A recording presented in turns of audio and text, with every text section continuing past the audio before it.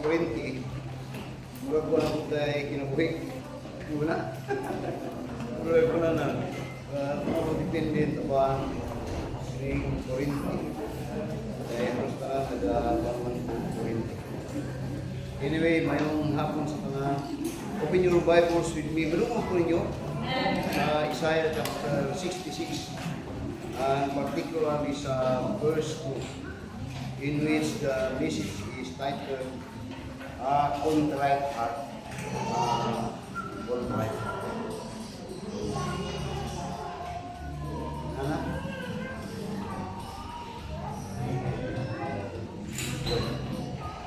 Now notice Isaiah chapter 66 and in verse.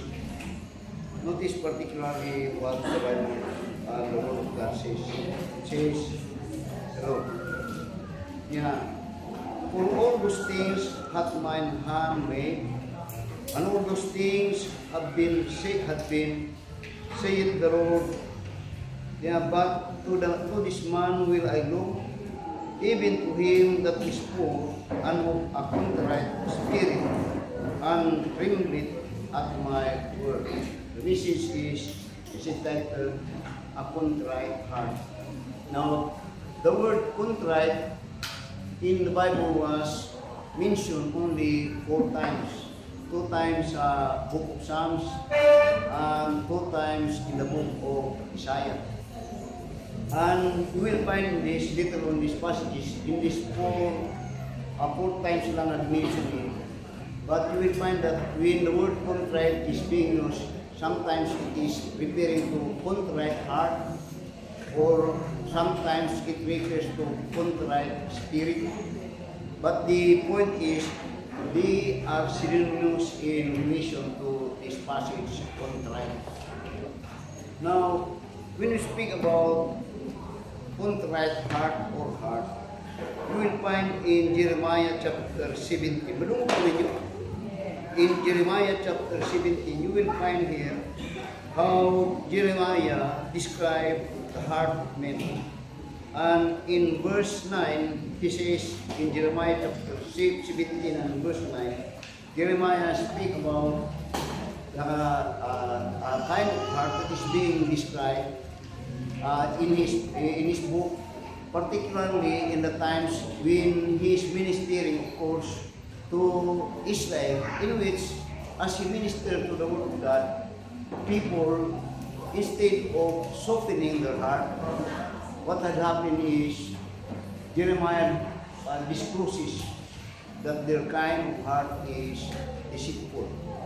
Book pasabot ngunya sa verse 9 and in verse 8 says, the heart is deceitful above all things and desperately wicked. Who can know it? The word deceitful simply means deceiving. Deceiving. Ang kasing-kasing yung describe niya na deceitful, which is deceiving. And when he made use of the word deceitful or deceiving, he simply implied that the Israelites, when they are in need of God, their hearts seem to be softened. Pero but the time that what God has decided from God is now in their hand, then they despise or depart from God. So yan describe dito nga ang mga kasing-kasing sa mga tao niya at that moment as he wrote it to Israel, kunya tikasan. But yet, kung mo lang i-apply to human being, oftentimes it is true to every man. So that the point here is that when you read this description, that people, bilang ginatikasan ang Ginoo, ang ginagamit niya taon, deceitful. And you will find here that when he will use the word deceitful, he exalted to describe that person, but in reality, though these people are deceitful, but in reality, they could not deceive God. That God knew it. So yun niya, the heart is deceitful above all things niya, and desperately wicked. Who can know it? Only God. Then yun niya, I the Lord search the heart, I try the reins, even to give every man according to his ways and according to the fruit of his deeds. To the point that, here, giyan ang pisulti nga, God actually is trying our heart. He's testing us. That sometimes, kining mga tao sa Israel at that time, when God give them what they desire, actually God is testing them. If indeed they are true and sincere and are truly faithful to God. So that by the time that they get those things, then it revealed that they had feel God's testing. So that in Psalms chapter 95, this is now what he said here. Ato sa ginatanaw ang heart. Una nato sudlon kung contrite heart. In Psalms chapter 95, here you will find the psalmist, particularly David, how he described these people, having described of Jeremiah that their heart is deceitful. In Psalms chapter 95, this is now what it said. Inunya sa verse 7 to verse 8. Inunya, for He is our God, and we are the people of His pasture, and the sheep of His hand.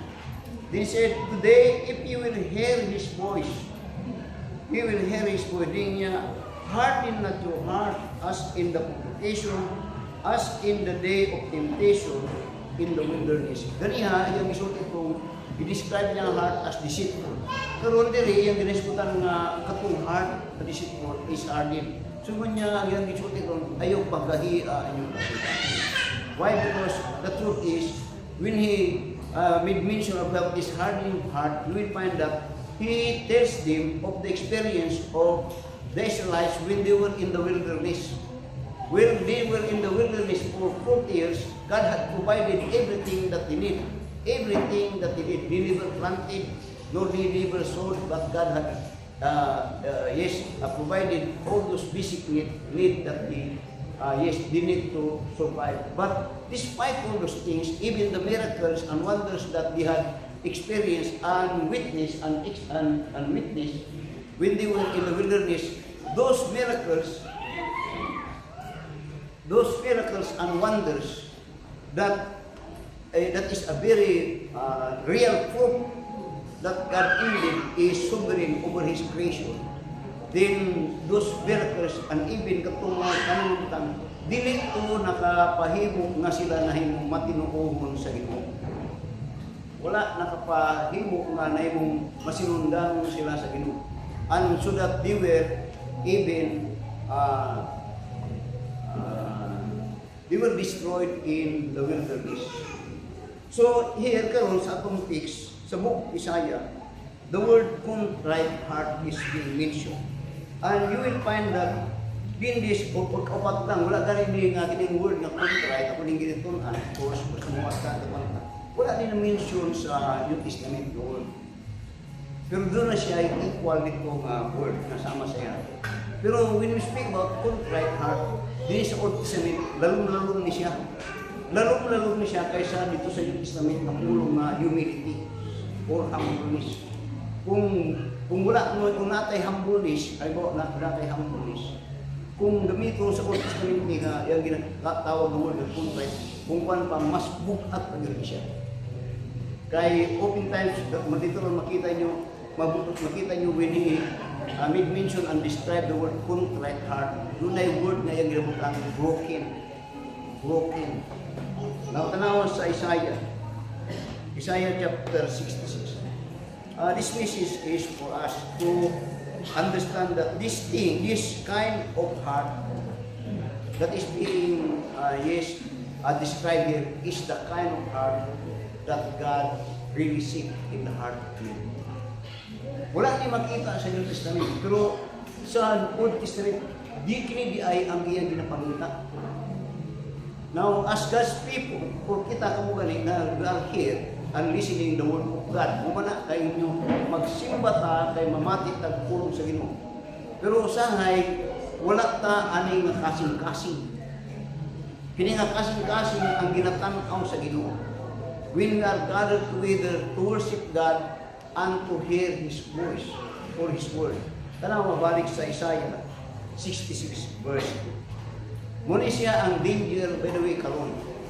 Muna ang danger karon sa daghang mga kasimbahanan o sa mga tawag mga kasimbahanan. that their intention really is to study and to learn from the Word of God. But deep in their heart, they never desire to obey the Word of God. Them is only to get knowledge. Gagamitin sila na makita na doon na siya itaguro sa Ginoo, pero wala, dili tinuod tong iyang una-una, dito siyang kinabuhi kay ang iyang kabalo, dili man niya i-practice. Taman lang dito siya mababa. Very dangerous. So tanaw nun sa 66, verse 2. Tanawin niyo mayo. Malungog ko ninyo? Ngunya, for all those things hath mine hand made. He's comparing to His creation. Then niya, and all those things have been, said the Lord, niya, but to this man will I look. Nga, of all God's creation, of course, man is the best of God's creation, and man is the object of His creation, and likewise, God is the object, therefore, of His love. Kasi ang mukma. Pero, in here, you will find na kiningat kadaghanan sa katawhan, or millions, or even ang tuwas, kita ang kini ang iyang ginapangita. Ngunya, He had made everything, all those things that we need, and He supplied all these things to sustain our living. But yet niya, all those things have been, said the Lord, but to this man will I look. This is very personal. This is individual. Dili ni nga tungod kay nanay-anak niya, nga ikaw anak ko, ka na. Kay nana dili nga ikaw mga anak, dili, individual ni. So yun niya, but to this man will I look. Di niya, even to him that is, notice the word poor. With the word poor here, simply means something that is empty. Something that picture about humility. That anything, when we approach God, ang iyang ginatanaw, poor, muduo ka sa Ginoo, that you bring nothing but your faith to God. Kana iyang ginawa. So iyang describe niya, but to this man will I look, even to him that is poor, di niya, and a contrite spirit, ang gamit niya, but actually heart later on, and a contrite, this, kini ang iyang ginakita. Sa diyan mo, approach ka sa Ginoo, kini ang angay ni mga bitbiton. Kini nga klase nga kasing-kasing. Tanawa ron, kini nga kasing-kasing ang sunod ngayong sulti. Tanawa niya, and a poor and a contrite spirit, notice this, and trembled at my word. And trembled at my word. Now the word tremble here is more than respect. It is not more, it is more than respect, but the word that he is speaking is a word that mutando sa tibok niya nga iyang pagkatao. Mutando siya. Na ang pasabot, this is the contrite heart that had this description that niya ang tremble, kini siyang nga tao mudawat sa pulong sa Ginoo. Di lang siya mudawat, kundi doon ay epekto. Ang epekto. So that you will find in the book of James chapter 2 niya, the devil likewise believe and trembled. Kunya dito, pero ang Ginoo yang ginatanaw ito nga passive. Na di lang kay, now by the way, when we approach God, kung siya kung we have that kind of heart. Kanang datay heaviness pa. Lord, just like Isaiah, when he was approach of God sa Isaiah chapter 6, na digit ko ang ngayon, that is brokenness. Digit ko ngayon. And in fact and truth, you will find here the description of a kind of heart that is contrite. Ang term niya, poor and broken. Ano sa Luke chapter 12? Luke chapter 18. I think 12 or 18. Luke chapter 18. Na, okay mo ba kung ano? Now, ingani, sa Luke chapter 18, and in verse 9 to verse 14, muna ang iyang, sa New Testament, a description of a man that approached God with a contrite heart that trembled at his word. Tanawa sa Luke chapter 18 and in verse 9 to verse 14. Ngunya, and speak this parable unto certain which trusted in themselves that they were righteous and despised others. Nabantay mo usahay kay kanang nagakadugay ta sa akong pagkakristawanon, usahay nagakwanta, usahay mahimo bayatan hipokrita. Kini siya parang si share is a head. Because he think that he knows anything and everything about God and His maybe and His word and God's dealing. So then niya, two men went up into the temple to pray, the one a Pharisee and the other a publican. The Pharisee stood and prayed thus with himself, God, I thank thee that I am not as other men are, extortioner, unjust, adulterers, or even as this publican. I fast twice in the week, I give tithes of all that I possess, and the publican standing is afar off, would not lift up so much as his eyes unto heaven, but smote upon his heart breast, saying, God, be merciful to me, a sinner. Now, sa verse 13, ginadescribe din kung ginasulti sa Old Testament. Katong ginapangita sa Ginoo, someone that is to worship Him. Kung kini karon iyang ipakita diri nga gi-simplified aning Republican or publican, which said when we compare sa Pharisee, ang Pharisee when he come approach God, you know what kind of heart that he had, and even the kind of his heart and mind. Now say magbantay ta usay kay mabot na nga panahon mura ta nga gani atong pagtanaw nga ang pulo at simple ta pero na siya design to daw sa punso no di lang pinbol kaya pagtuo manman ko ana. Now that is very dangerous kung mabot na sa Kristo. Very dangerous. And later on you will find that this not only that God is looking for this kind of heart, but there is this kind of heart is kind of heart that had a grudging place in the heart of God. Tanawa sa verse 13, niya, and the publican standing afar niya would not lift up so much in his, as his eyes unto heaven, but smote upon his breast, saying, God, be merciful to me, a sinner. As a result niya, I tell you, this man went down to his house justified rather than the other. For everyone that exalted himself shall be abased, and he that humbled himself shall be exalted. That is a kind of heart that is being a look upon God, especially when we come to approach God. Balik sa Isaiah chapter 66. Notice, balik niya. But to this man will I look. God is looking for that kind of heart. What that simply means is that be very careful when you come to worship God. Kaya kini ang iyang ginapangita. And He is looking for it, that in relation of it, we will again read in John chapter 4. Tanawa sa John chapter 4. Ingon niya din sa Isaiah, that God is looking for such a man with a poor and contrite heart that trembled at his heart and at his word. Then ingon niya sa John chapter 4 and in verse 23. In John chapter 4 verse 23, notice what the Lord Jesus Christ here says. In relation to people that want and will worship God. That ingon niya, but the hour cometh, and now is, when the true worshipper shall worship the Father in spirit and in truth.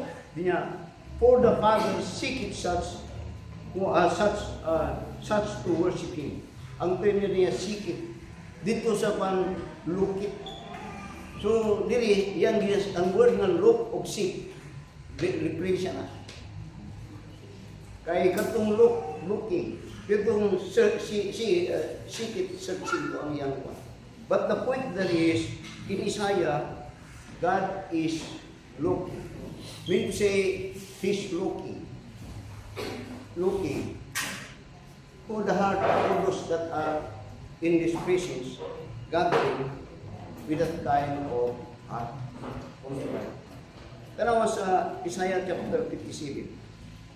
Isaiah chapter 57, notice again in verse 15, where the word contrite is being mentioned. Isaiah chapter 57, notice in verse 15. Now the point of this message is that for us to not only to learn this, but this is the kind of heart that you must have when you come to worship. This is a very good reminder. Tanong sa Isaiah 57 and in verse 15. Niya, for thus saith the high and lofty one that inhabited eternity. Ganiha, yang ginadescribe that He is the Creator. On His dili yang ginadescribe not only His creation, that being a Creator, but His sovereignty, that He is all-knowing and all-powerful. Niya, for thus saith the high and lofty one that inhabited eternity, whose name is holy. Niya, I dwell in the high and holy place. God dwell in the high and holy place. Then He said, I dwell in the high and holy place with him also that is of a contrite and humble spirit. That is referring to the one that is to be accompanied or accompanied with God. Kini ang mga klase ngayon ginapakita. Now, to understand it better, the word contrite is one pala opposite of the word pride or arrogance or boastfulness. Ang iyang ginasulti din, kini nga klase. So that kung kini ang ginasulti ni, kini nga klase, ang ginagulto na kung ayang ikauban, and that is actually the reflection of Christ when He came to this world. He came to this world in humility. That in that the word of God says that wala niya gisuot ang iyang pagka-Diyos. But He humbled Himself, and His humbling is even evident and sure in His crucifixion on the cross. So, ingon niya, I dwell in the high and holy place with him also that is of a contrite and a humble spirit, to revive the spirit of the humble and to revive the heart of the contrite ones. Now, when you hear the word of God, sa imong pagdawat ni naba ni ang pagdawat na dunay pagpahubos or pagdawat o walay pagdawat o wala ang reaction. In Psalms chapter 57, ang iyang ginapakita na po diri is the kind of heart nga kasama katong kasing-kasing ni David. Ganiha katong parasipan, katong kasing-kasing ni David. That David had offended God. He offended God. He was a king. But when he was approached of Nathan, as God tasked Nathan to prophet Nathan to rebuke si David, ang maayo kong David, nagpatungo siya. O ang bukas po, nagpabadlong siya. Kung saan rin bukas sa buting pastor. Now, si David, dili si David sama kang Asa. That one at time si Asa, when he was king, he was so great. He was, kung pa, not only that enthroned, but was approved, hindi pa, yun siya sa Ginoo. But come a time that he was rebuked of God because he had sinned against God. What he did? Iyang gidestroy katong mga pari. Not only that he despised it, but destroy the priest that God had used to rebuke him. Pero si David, he was a king. He was also a king.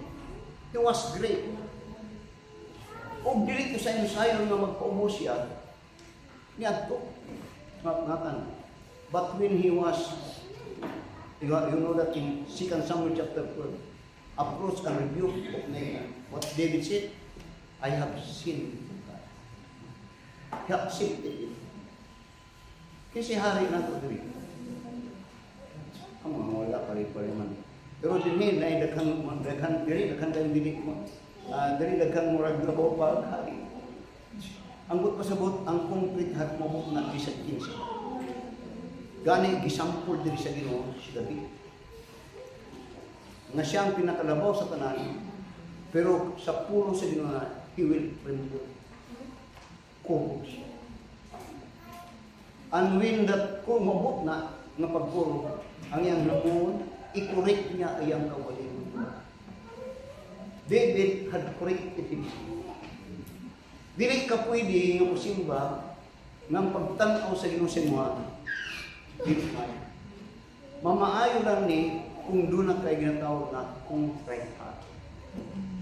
Na doon ay di lang kay pagdawat sa pulong sa Ginoo, kung dili mo repair ang pulong sa Ginoo sa imong kinabuhi sa imong heart. Dili pwede nga magpabilin ka nagapamati sa pulong sa Ginoo nga wa ka mabago. O mabot na punto nga magbago ka kadto kung mabot ka atong point that you now have what you call right. Kanawa sa Psalms chapter 51.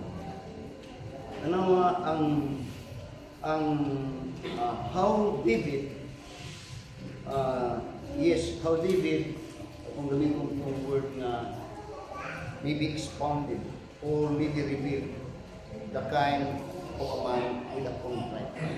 Kanawa sa Psalms chapter 51, verse 1, even up to verse 8.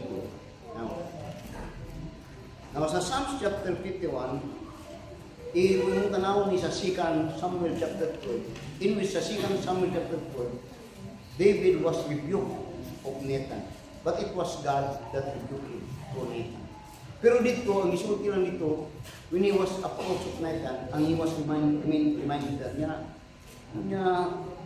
paring David, doon ay usa ka tao, nga doon ay bisita, something like that. Madaghan siya karnero. Pero sa diyan na siya bisita, kadtong doon ay usa ka tao, usa lang ka karnero, mo yan di kuha, iihaw, naman. Suko kayo si David, no? Katilaw, dinunginan ka, ikaw ba ito? Ikaw. Pero later, what he did, I have seen. Pero, I have seen yung sunod. Pero di Psalms chapter 51, din niya gisulti ang revelation of that kind of heart that is quivering, mo tremble sa pulong sa Ginoo. Ano sa Psalms chapter 51, verse 1 up to verse 18. Ito basaw na. Have mercy upon me, O God, according to thy loving kindness, according unto the multitude of thy tender mercy, na blot out my transgression.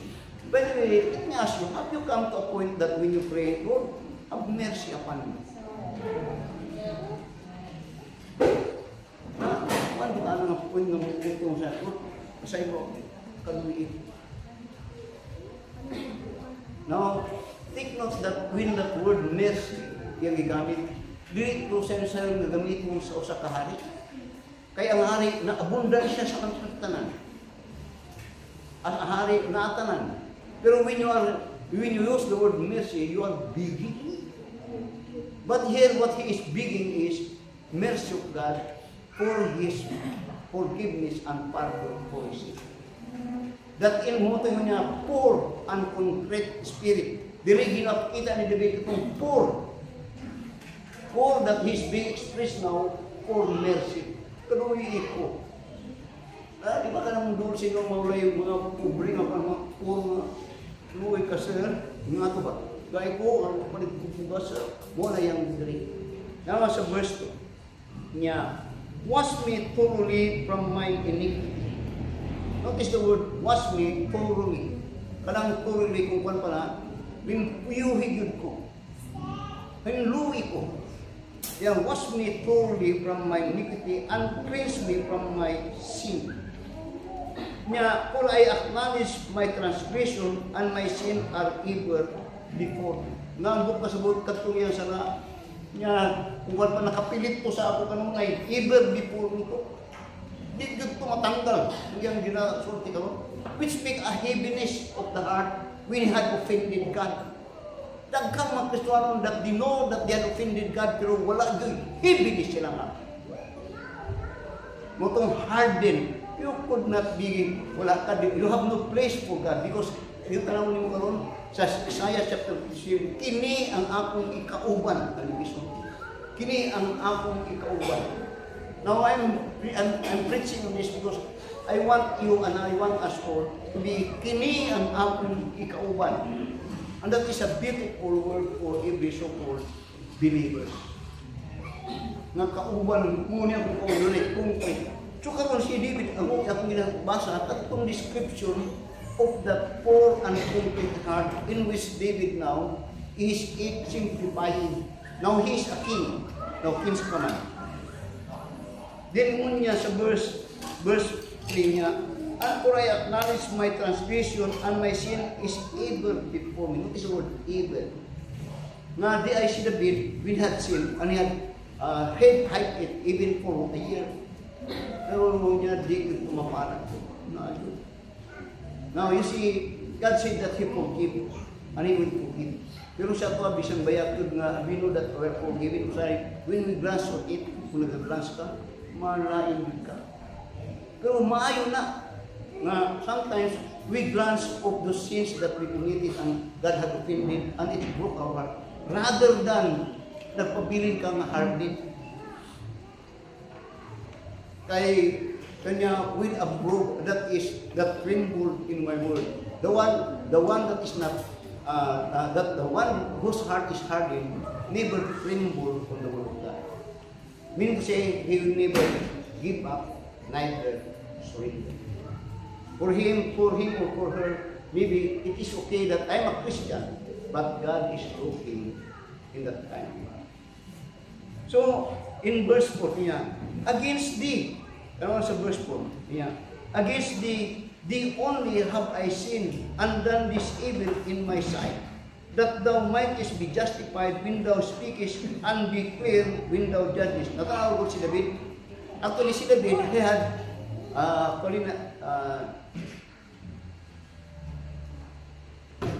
pero Bathsheba. Pero when David yang diiratkan si Bathsheba, ako yang nakapinto mo siya Ahithophel. Pertingkay dato si Ahithophel kadto yang konsultan ug si Ahithophel kung pa mo yang pari ang nagagay siya very close to God. Pero si Ahithophel was so kung pa hurt tungod kang David na iyang gihilabtan si Bathsheba. Pero si David when he's seeing now about that sin, even the murder of Uriah, sa diyang gireveal niya, sa imo yun ko nakasala. Sa imo yun. Kaya abot pasabot niya, kadtong pulong sa Ginoo, pag thou shall not kill, thou shall not commit, kadto ang nakakuan siya ang sakit siya nga naman. Tungod kay ninlapas siya sa Ginoo. Doon dito siya kang Bathsheba o kung Uriah, pero the point, the foundation of all the sin is against God and His word.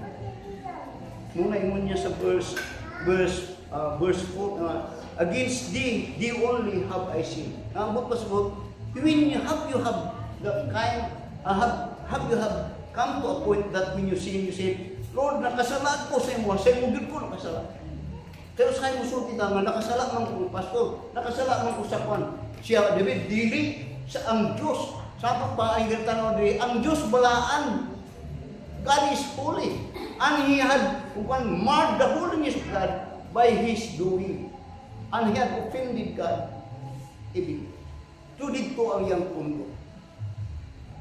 Now sa ay manggod sa tuwa, will sin become so light to us because we do not consider it that it is God that we have offended. And sometimes we do not rightly consider sin because we think that because God is love. And we also think that God could consider. But the point is, how long will God consider that kind of attitude or heart that you have? Kung ing-anak yun katamang-tamang.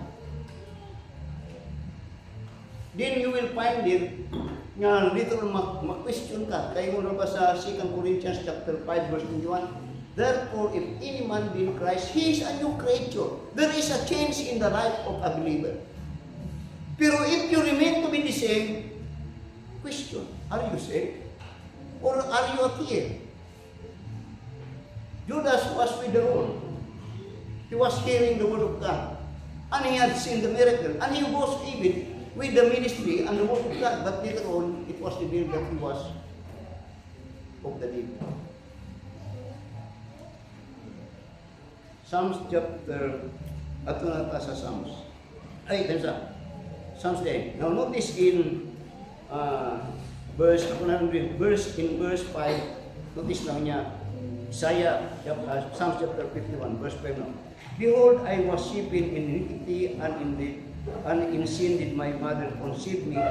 Then behold, thou desirest truth in the inward parts, and in the hidden part thou shalt make me to know wisdom. Then in verse 14, niya, deliver me from blood guiltiness, O God. He is now praying. Muna yung pag-ampo, nagapangayon pa sa iyo, yung resulti ka na ng iyang himo. Din karon nagapangayon siya, deliverance or forgiveness niya. Deliver me from blood guiltiness, O God. Thou God of my salvation, and my tongue shall sing aloud in thy righteousness. O Lord, open thou my lips, and my mouth shall shew forth thy praise. For thou desirest, notice now, not sacrifice, else would I give. Thou delightest not in burnt offering. Ang sa verse 16, ang yung nasulti doon sa David. In the old time, ang gina-require mga offering. Pero kang David, being a king, had much to offer. Being a king, he had too much to offer. He could offer anything. But what mattered if he could offer anything, but his heart remained the same? What? Yeah. So karon, tanaw sa verse 17 now. Now niya, verse 16, for thou desirest not sacrifice, else would I give it. Thou desirest not in burnt offering. Now, notice verse 17. Niya, the sacrifice of God are a broken spirit, a broken and a contrite heart. O God, thou will not despise. Ano mo niya, kini nga klase nga sacrifice of offering, a broken spirit and a broken and a contrite heart, kini niya, di yun ni mo ni balibaran. Kanang daw siya na, kini, dawaton yun. So karon ang ginatanaw di, dili pong butang, kundi katong iyang mismo, ang terming spirit o katong kasin. Doon ay pulong sa word God na, man looketh at the outward appearance, but God looketh in the heart. Kung si David, muna yung that he could offer anything. But even if he could offer anything, the best of all those offerings, but if those offerings will not change his life, and he will still remain worthless. So karon niya, kini ang gusto sa Diyos, masacrifice. God from broken spirit. We speak now about pagbago, result of what we call repentance. Let me ask, what change or repentance or change that you have after that you are saved? Nga masulti nga doon na kay pagbago sa inyong pagkatao sa diyang na Kristo. Wapo na ng pagkatao. Unsa nga klase nga pagbago? Bini mo si Zacchaeus. Zacchaeus in Luke 19, when he met God, unya, even half of my goods, ibalik na ko tanan sila. What is that? A manifestation indeed that God's word had effected in his life. Unya, half of my goods, Lord, nakan na ko. You could not say that you believe God and you are holding on those things again. Then you could deliver ka nagadato. Nag-ut-ut din sinong ka. And that is a big shame. Have a contrite. So, balikan ko sa verse 17. Kanawa, ang yung isulti niya. The sacrifices of God, money, are broken spirit. Kini. broken. The word broken there, actually, ang iyang ginapanihan ka ng much more than hope. Kanang ganing, di lang ganing much more than hope. Nga ang kung broken na passport na kanang bino at kung doon na ganing utang na Kristo na buwa. Nga it is broken nga ang iyong gusto mabalik ka. Maningkamot ka nga mabalik. That it will not remain to be broken. Nakatanaw ron sa Psalms chapter 32. Ikatulong ni, ikaupat na ron. Ikaupat. Tanaw sa Psalms chapter 32. Ano in verse 18? 17 to verse 18. I pray that let us desire, just like itong mga misis na nagpuntan, watch out for that. I hope na you get the message na nagpuntan. That you are to resist the devil. Because every time the devil will always resist the word of God. And that he do not want you to receive the word of God. By the time, by the time that you say that you are a Christian, and you harden and keep on resisting the word of God, that is, that you are possessed.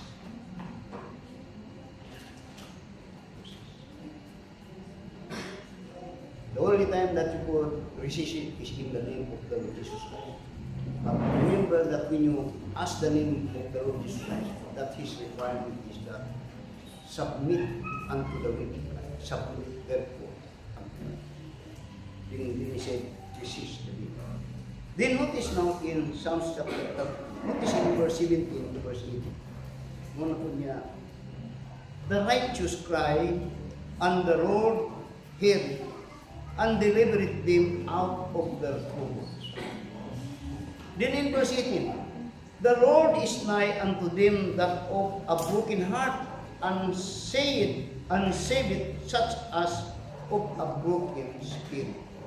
Kung sana, kana ang tao nga ginahisgutan dito sa verse 17. Katong verse 17, morning nga tao, niya, sa verse 17, the righteous cry, and the Lord heard it, and delivered them out of the troubles. Take note that sa Isaiah 51 and Isaiah 57 and in Isaiah 64, God is looking. Diyon niya sa Isaiah 57, God will with them a complete heart.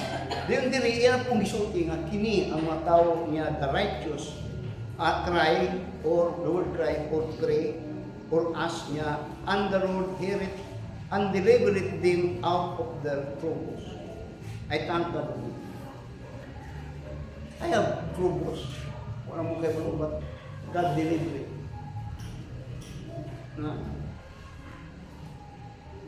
Then po niya sa verse 18, the Lord is nigh unto them that are of a broken heart.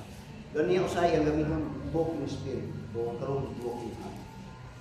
The word broken heart here simply means aching. Naga-aching. Nasakitan. Nasakitan siya tungod sa those things that had done for God. So that when we approach God, ang term ni Isaiah, Lord, I am undone. I am not worthy. Then niya, a broken heart niya, and say it such as be of a contrite spirit. Let me close with this. Sa Isaiah 66, balik sa verse 2. Then put this in remembrance ato ang Kristohang natin. Ang sa Isaiah 66 verse 2. Yeah. For all these things hath mine hand made. There is no limit with God. And all those things have been said to Lord. But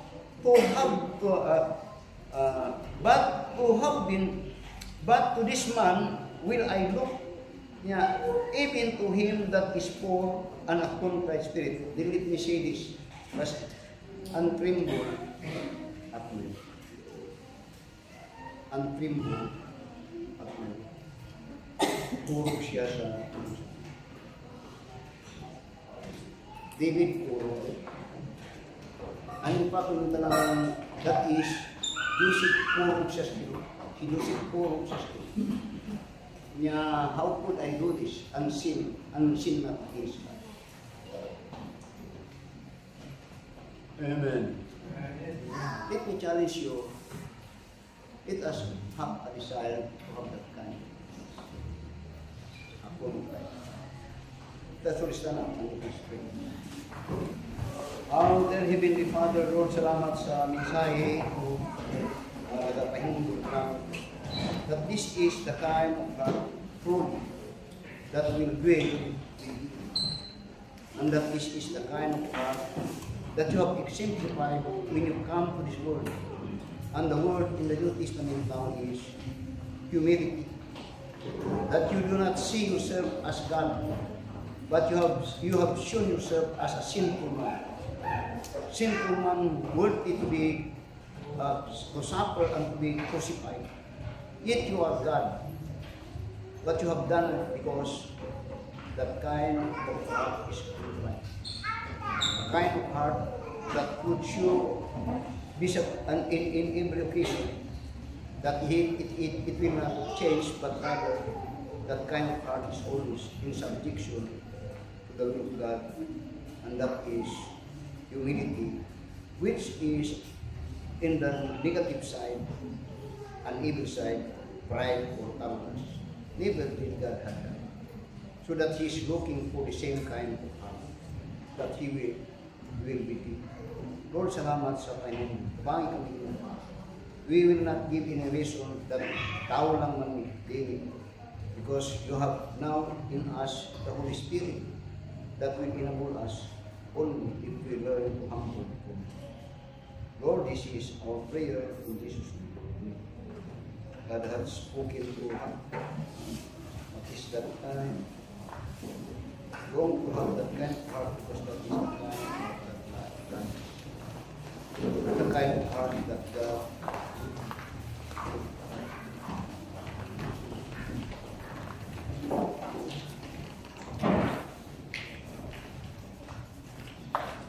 living with Jesus.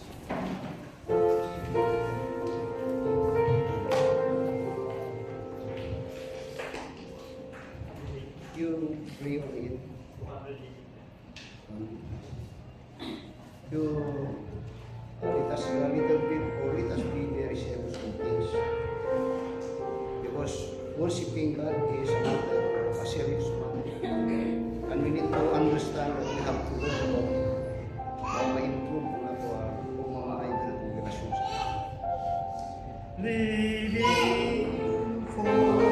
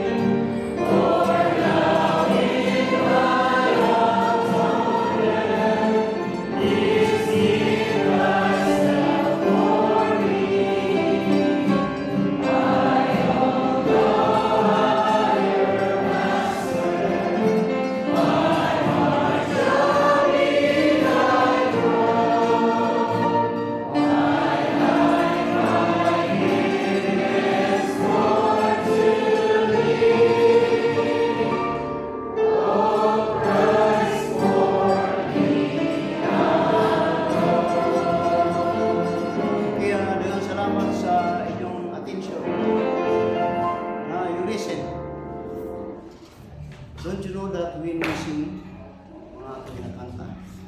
So I have a broken heart. Tanawa nga akong mga ginakanta. Sabta nga akong ginakanta. Yung tanawa ang akong ginakanta. I wonder sometimes if God is hearing while we are singing. When in fact we are singing, that is not real in our life. And it is very sad. Let us be watchful. Kaya after the closing prayer, mag-meeting tayo akong program na ito, pagpapandam sa ito ang conference. Now, by the way, don't kato ako nasulti, it doesn't mean that you have no chance mapagpo ka. Unang term sa Pino sa atong Christian life is wala tayong purgatorio, hindi talaga po. Pero hindi sa kalimutan, ma-purge sa kabututan. Unang word of God to cleanse us, mapagpo. Yun. So have a short meeting like preparation sa ating this one God has spoken. Most gracious and loving Father, we submit to the Lord and admit on those words, the words that you have learned at this time. And help us to desire the kind of heart that you long for and looking upon Christ. Lord, give us that kind of heart. And we for meek only if we are strong enough in our faith, that nothing could be impossible because of the presence of the Holy Spirit in us. So that indicate the word of God that says, therefore, if any man in Christ is a new creature, all things are possible. Behold, all things are become new. That is your word. Therefore, it will be, and it will be. So bless thy people and continue to bless us even sa mga meeting karon